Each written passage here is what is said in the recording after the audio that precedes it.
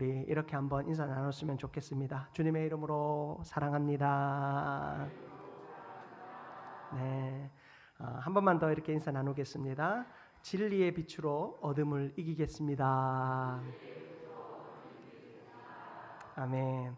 오늘은 이단 경계주의를 맞이하여서 요한일서 4장 1절에서 3절 말씀을 통해 진리의 빛으로 어둠을 이기라 라는 제목으로 함께 말씀을 나누겠습니다.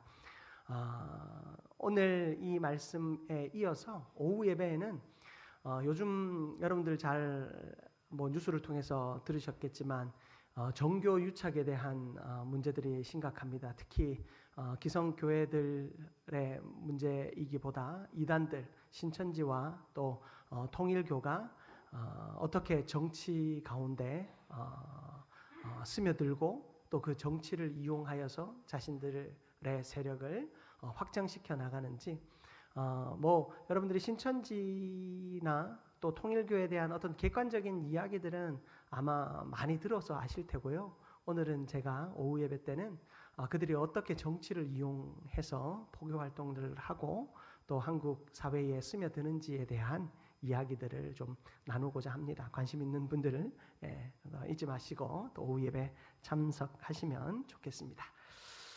우리가 살아가는 이 시대는 정보의 홍수 시대라고 합니다. 사실 이 정보의 홍수 시대라고 하는 표현은 사실 제 대학생 때부터 있었고 이미 식어졌습니다. 정보의 홍수가 아니라 이 많은 정보들을 통합한 이 AI의 시대가 오늘의 시대입니다. 인터넷과 SNS를 통해서 또 요즘 유튜브나 그런 사설 방송들을 통해서 수많은 말과 주장과 해석들이 끊임없이 쏟아집니다. 문제는 이 정보의 양이 아니라 이 분별이 상실되어지고 있다라는 사실입니다. 요즘 성도님들이 AI를 많이 이용하십니다. 목회 현장에서도 이 AI가 이 목회 현장을 아주 심각하게 도전합니다. 그래서 교회에서도 어떻게 이 AI를 잘 활용할 것인가, 그리고 목회 현장에서 특별히 이 설교의 자리에서 목사님들이 AI를 어떻게 활용할 수 있을 것인가에 대한 논의가 많이 있어져요. 저 역시도 이 AI를 활용해서 어떻게 하면 성도들에게 또 좋은 정보들을 더 많이 전달하고 또 더 양질의 말씀을 전할까 고민을 합니다. 그런데 문제는요, 여러분 AI에 대한 좀 심도 있는 강의들을 한번 들어보시면 이구동성으로 하는 이야기가 뭐냐, 지금 우리가 알고 있는 이 챗GPT라든지 제미나이라고 하는 이 언어 생성형 인공지능 모델 같은 경우는 말은 기가 막히게 만듭니다. 저는 요즘에 말씀을 준비하는데 참 신이 납니다. 옛날에는 이제 번역이 되지 않은 신학서가 참 많거든요. 어마어마하게 많은 그 신학서들을 참 읽어내기가 참 힘들어요. 우리나라 말이 아니고 또 영어가 유창하지 못하니까. 그런데 이 AI에게 한 페이지만 딱 넘겨주면 순식간에 그 번역을 해내는데, 옛날에는 번역된 말을 번역하기가 더 어려운 그런 번역의 수준이었지만 지금은 어마어마한 수준으로 번역을 해냅니다. 오히려 이제 번역서가 나오기 어려울 정도로 요즘 번역서들도 어떤 한 개인의 이름을 걸고 나오지 않고 출판사의 이름을 걸고 또 그 출판사의 편집부의 이름을 걸고 나오는 번역들이 있는데, 대부분 인공지능들을 활용해서 아주 빠른 시간 내에 번역을 해냅니다.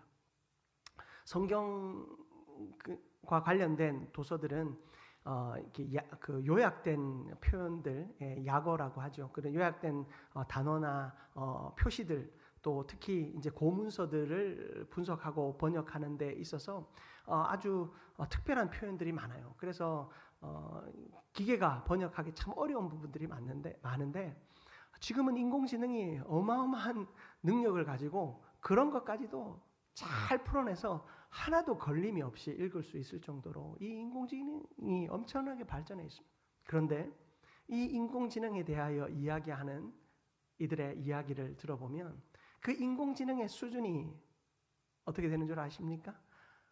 요약하면 이렇습니다. 말 잘하는 초등학생 정도다라는 거예요. 모든 게 말이 돼요. 그 인공지능, 이 언어 생성형 모델 자체가 모든 게 말이 되게끔 해요. 그런데 그 안에 엄청난 거짓말들이 가득한 거예요.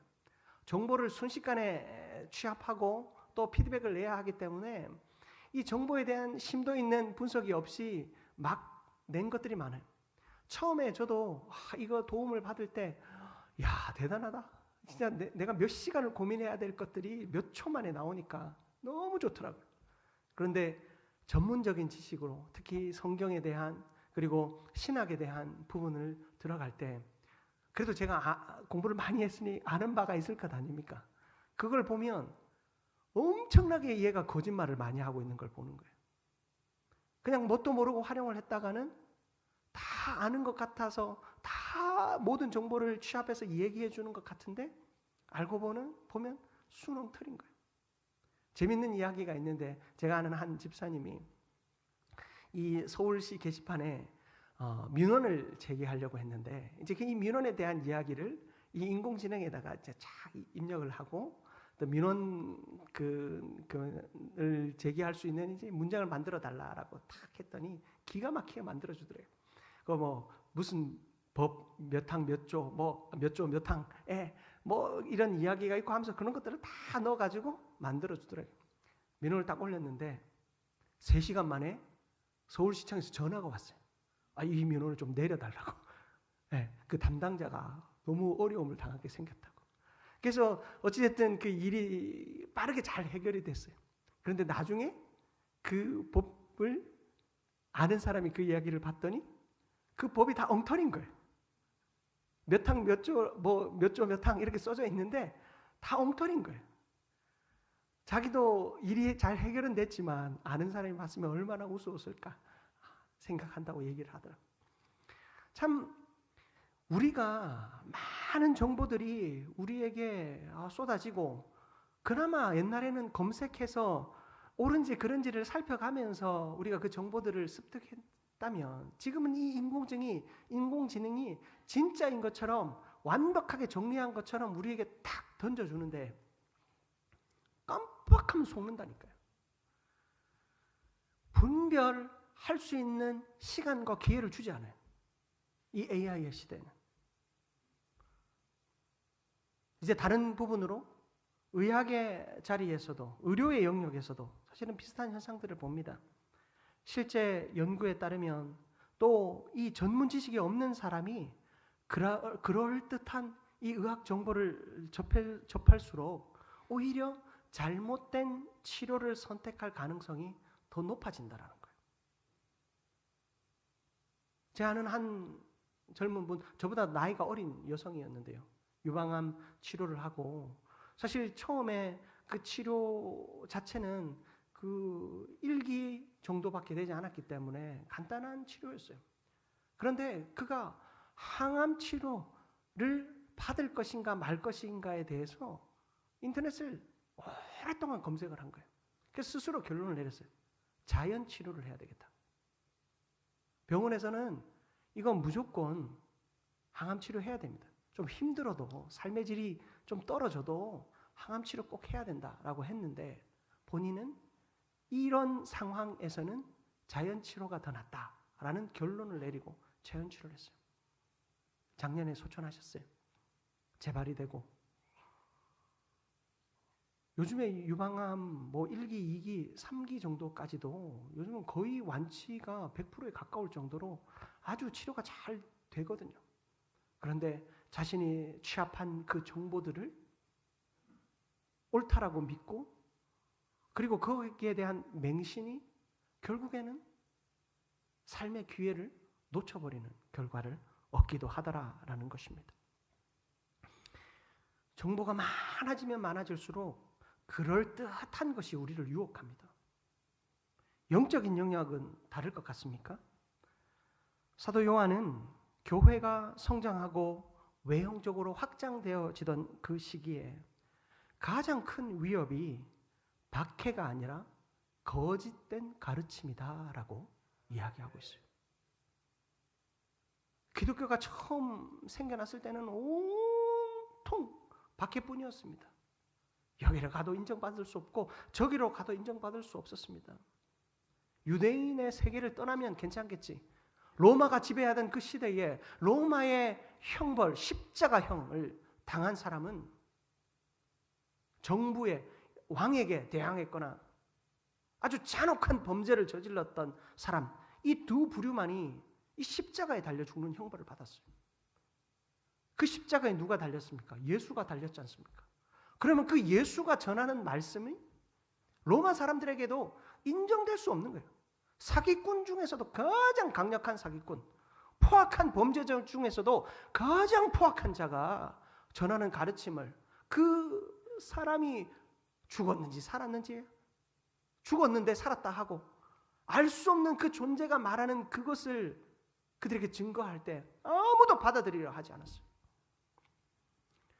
그렇게 박해를 받고 박해 속에서 고통당하던 그들에게 사실은 박해가 진짜 문제가 아니라 거짓 가르침이 문제였다라는 것입니다.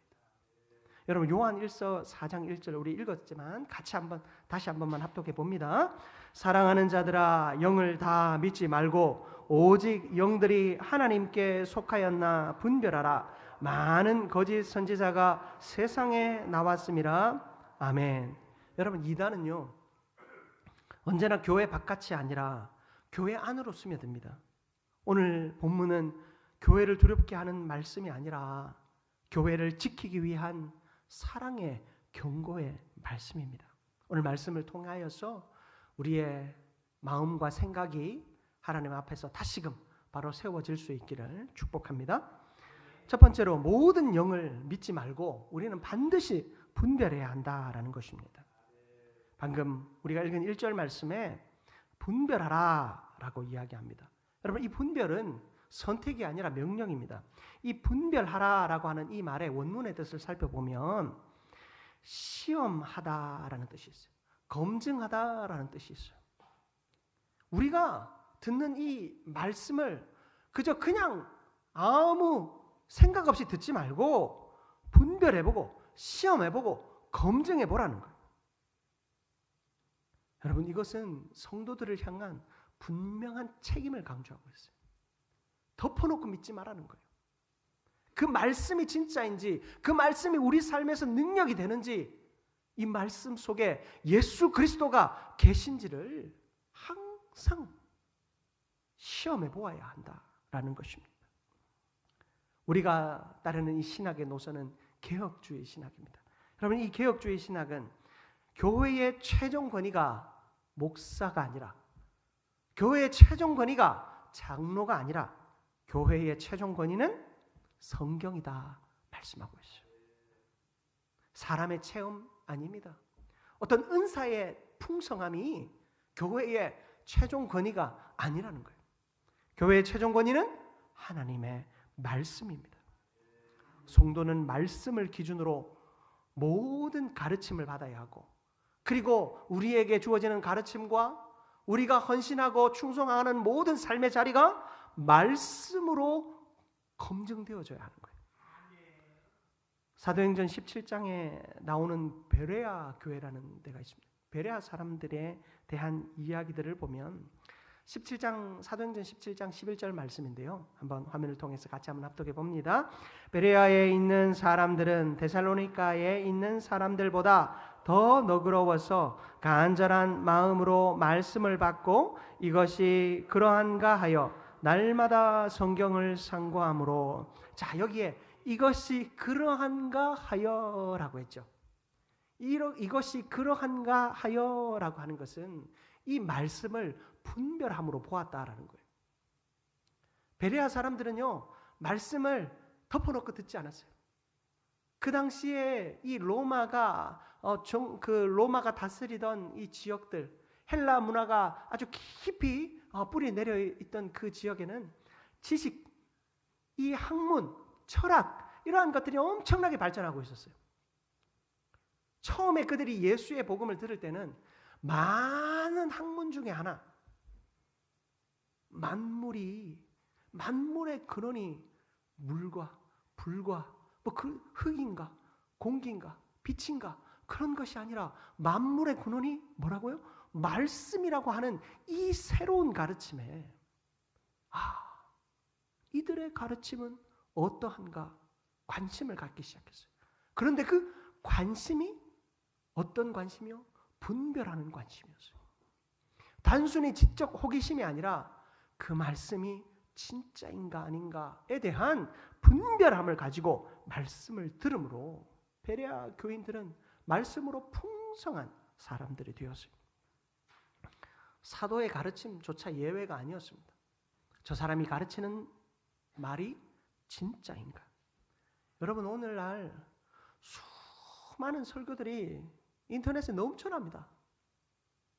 제가 한 번쯤 말씀드린 적 있죠. 옛날에 코로나 때 제가 코로나가 걸려가지고 집에 있은 적이 있어요. 그래서 TV로 이제 TV에 유튜브를 연결해가지고 교회 이제 설교를 예배를 이제 생방송으로 보려고 딱 틀었는데 그 밑에 그 알고리즘이라고 하잖아요. 유튜브에서 제안을 하는 영상들이 나와요. 그 영상에 지금 이 시간에 이 영상, 제가 섬기던 교회의 예배 영상을 시청하는 동시간에 시청하는 다른 사람이 클릭해서 보고 있는 영상이 밑에 나와요. 거기에 이단교회 뭐 잘 아시죠? 뭐 큰사랑교회라든지 그런 이단교회 영상이 2개나 떡 들어있는 거예요. 제가 너무 충격을 받았어요. 말씀이라고 다 눌러본다고 그것이 진리가 아닌데 듣기 좋고 뭔가 새롭고 다르다 싶으면 그것이 진리인 것으로 착각하여서 사람들이 분별 없이 그것을 받아들이고 있더라는 거예요. 물어라도 보고 말이라도 해주면 그거 잘못됐습니다. 왜 잘못됐는지 설명이라도 해드릴 수 있는데 그냥 좋아하는 거예요. 자연스럽게 젖어들고 녹아들어서 나중에는 무엇이 진짜인지 알지 못하는 사람들이 되어 가더라는 겁니다. 사랑하는 성도 여러분, 검증하시고 시험해보시고 분별할 줄 아는 저와 여러분들 되시기를 주님의 이름으로 축복합니다. 또한 사랑이라는 이름으로 진리를 끊임없이 이 이단들은 위협합니다. 여러분, 이단은요 덮어놓고 무식하게 다가오지 않습니다. 사랑이라는 말로, 은혜라는 말로, 회복이라는 말로, 새로운 깨달음이라는 말로 우리에게 다가옵니다. 그러나 성경적인 사랑은 언제나 진리 안에 있는 사랑입니다. 여러분, 신천지가 전도하는 방법들 중에 하나가 뭔 줄 아십니까? 관계전도, 관계전도. 그 관계를 만들기 위해서 기가 막히게 노력합니다. 실제로 제가 섬기던 교회의 청년부에 한 청년의 아버지 어머니가 그 교회 집사님이셨는데 신천지에 넘어간 거예요.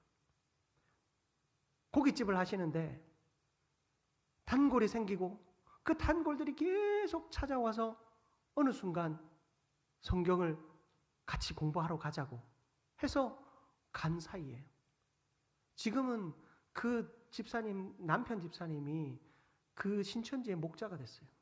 참 속상한 일이죠. 딸 둘이 있어요. 딸 둘이 있는데 둘째 딸을 전도하려고, 첫째 딸은 골수 기독교 성도라 손을 못 대고 이 둘째 딸을 전도하기 위해서 계획을 세운 거예요. 이 둘째 딸을 위해서 신천지에 그 또래의 자매들이 5명이 붙었어요. 그 자매가 다니는 길에 곳곳에서 우연을 가장해서 만들어요. 한 번은 이 자매의 가방을 찾아주는 사건이 있고, 알고 봤더니 그 가방을 숨겼다가 누군가가 찾아주는 거예요. 지갑을 잃어버려서 지하철을 못 타고 있는데 와서 지하철표를 끊어주는 거예요. 그것이 다 각본에 이루어진 일이었어요. 결국에 그 둘째 아이도 아빠 엄마를 따라서 신천지 교회를 다녀요. 첫째 딸만 아직 교회에서 매일 가정을 위해서 기도하고 참 너무 안 됐고 마음이 아파요. 끝까지 지켜내려고 하는데도 안 되더라고요. 사랑을 가장합니다. 힘든 일이 있다고 하면 밤 12시고 새벽 1시고 2시고 집 앞으로 찾아와요. 상담해주고 때로는 그 힘든 일도 일부러 만들어서 다가옵니다. 참 놀라워요. 그런데 더 심각한 건 뭔 줄 아세요? 나중에 그 속임을 알았는데 그들은 뭐라고 설명을 한 줄 아십니까?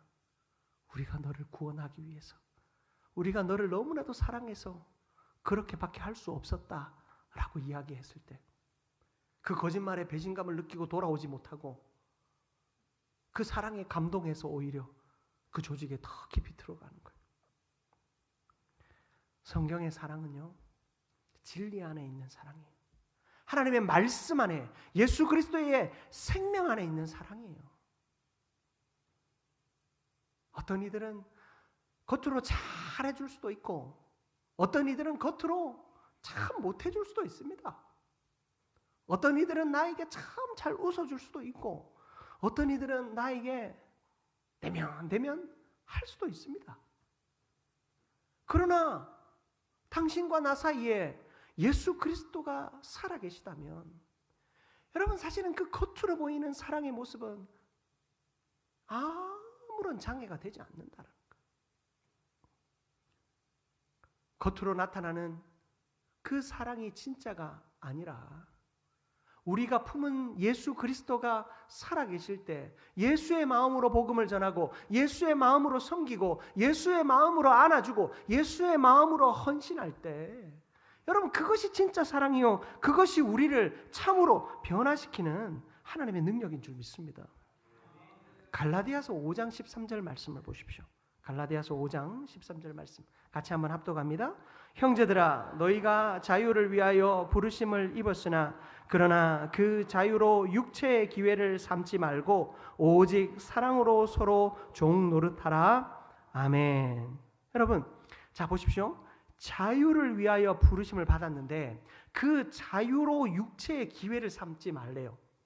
이단이 하는 일이 뭐냐면 이 자유로 육체의 기회를 삼는 거예요. 자유가 뭡니까?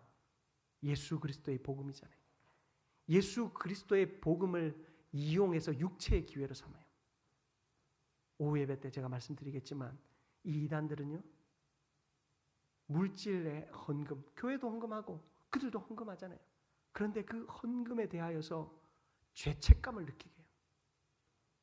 구원을 받지 못하는 대로 그 헌금하는 행위를 이어가요. 철저하게 행위 구원을 그들은 전제로 하거든요. 구원도 가짜 거짓 구원이죠. 그들은 예수 그리스도를 이용해서 육체의 욕심을 채웁니다. 결국에 이단들이 파멸해가는 그 과정을 보면 그 지도자들이 물질의 노예가 되어 있고 그리고 그 물질을 더 거두어들이고 채워가기 위해서 사람들을 끊임없이 현혹합니다. 그렇게 하면 구원받지 못해. 너 이거 안 하면 구원 못 받아. 지옥 가. 그런 식으로 끊임없이 사람들을 죄책감에 빠지게 해요. 그리고 그들에게 있어서 진짜 자유는 행위적 자유라고 착각하게 만드는 거예요. 진짜 자유는 예수 그리스도밖에 없는 줄 믿습니다. 요한은 사랑을 가장 많이 말한 사도예요. 요한의 서신과 요한의 편지들을 보면 사랑에 대한 언급이 어마어마하게 많습니다. 그 사랑을 분별하기 위해, 그 사랑을 지켜내기 위해 가장 중요한 것이 바로 이 분별이다라고 요한일서를 통해 요한이 거듭 강조하고 있는 것입니다. 열왕기상 22장에 보면 미가야 선지자라고 하는 사람이 등장해요. 이스라엘의 왕이었던 이 아합 왕 앞에서 400명의 거짓 선지자들이 다 왕이 전쟁에 나가면 승리한다고 얘기해요. 400명의 선지자들이 다 옳다고 이야기하니까 왕은 흐뭇했어요. 그렇지? 내가 나가서 전쟁하면 당연히 이기겠지. 그런데 이 미가야 선지자는 하나님의 말씀을 받아서 아니라고. 당신 회개해야 한다고. 나가면 당신 죽는다고 이야기해요. 그 미가야 선지자를 이 아합 왕은 아주 꼴사납게 봤어요. 이 미가야 선지자가 너무너무 싫었어요. 미가야 선지자는 조롱을 당하고 옥에 갇히는 고난을 겪습니다. 그러나 결국 미가야 선지자의 말대로 전쟁은 패배로 끝났습니다. 하나님의 말씀이 참됨을 드러내었습니다. 여러분, 이 사건을 보면 아무리 수많은 사람이 된다, 할 수 있다 이야기한다 할지라도 그들이 그 왕을 섬기는 마음으로 왕의 비율을 맞추려고 왕의 마음을 얻기 위하여 거짓말을 할 때 진리를 붙드는 한 사람, 그 말을 분별할 줄 아는 한 사람, 미가야 선지자, 그러한 사람이 있다면 그 나라는 멸망으로 나아가지 않았을 겁니다. 그러나 그 분별함을 받아들이지 않았어요. 그 분별을 허락하지 않았어요. 마음에 좋고 즐겁고 겉으로 보이는 사랑, 그것에 만족했어요. 야, 나에게는 이렇게 하나님의 말씀을 제대로 전하는 사랑스러운, 나를 사랑하는 400명의 선지자가 있구나. 아합은 그렇게 믿고 싶었고 그렇게 착각했고 그것에만 귀를 기울였습니다. 분별하지 않았습니다. 우리의 비율을 맞추려고 하는지, 나의 눈에 들려고 하는지, 죽지 않으려고 하는지 한 번도 생각하지 않았어요. 오직 미가야 선지자만 진리를 선포했어요. 고립되어 보인다 할지라도 진리를 선포하는 사람을 통해 하나님은 교회를 살리십니다. 하나님의 말씀은 언제나 수보다 진리로 판단되어져야 할 줄 믿습니다. 여러분, 오늘 우리가 이단 경계주의를 맞이하였습니다. 우리가 붙들어야 할 것은 예수 그리스도의 진리인 줄 믿습니다. 아무거나 듣고 아무거나 믿고 아무거나 옳다고 판단하지 마십시오. 항상 하나님의 말씀이 우리의 삶을 인도하심을 신뢰하고 그 하나님 바라보시기 바랍니다. 덮어놓고 신앙생활 하지 마십시오. 예수 그리스도가 나의 모든 신앙의 행동의 중심이 되어져야 합니다. 말씀 마무리하기 원합니다. 사랑하는 성도 여러분, 여러분의 마음에는 진리의 기준이 바르게 서 있습니까? 진리의 기준은 말씀이요, 말씀 대신 예수 그리스도밖에 없습니다. 여러분은 분명히 분별하셔야 돼요.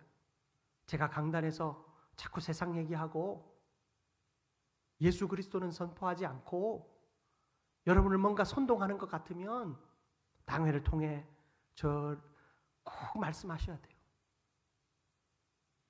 분별하셔야 돼요.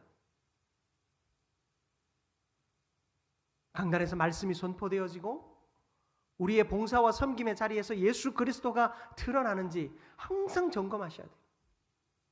내가 밖에서 안내하며 주보 한 장 나누어 주더라도 그 주보 한 장을 나누어 줄 때 예수 그리스도의 마음으로 하고 있는가 스스로를 점검해야 되는 거예요.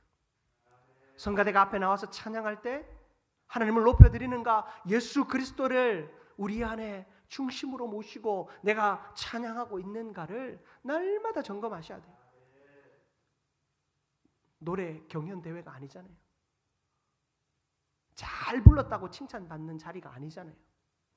예수 그리스도가 우리 가운데 드러날 수 있도록 오늘도 믿음으로 우리의 모든 삶을 하나님 앞에 내어드리는 저와 여러분들 다 되시기를 주님의 이름으로 축복합니다.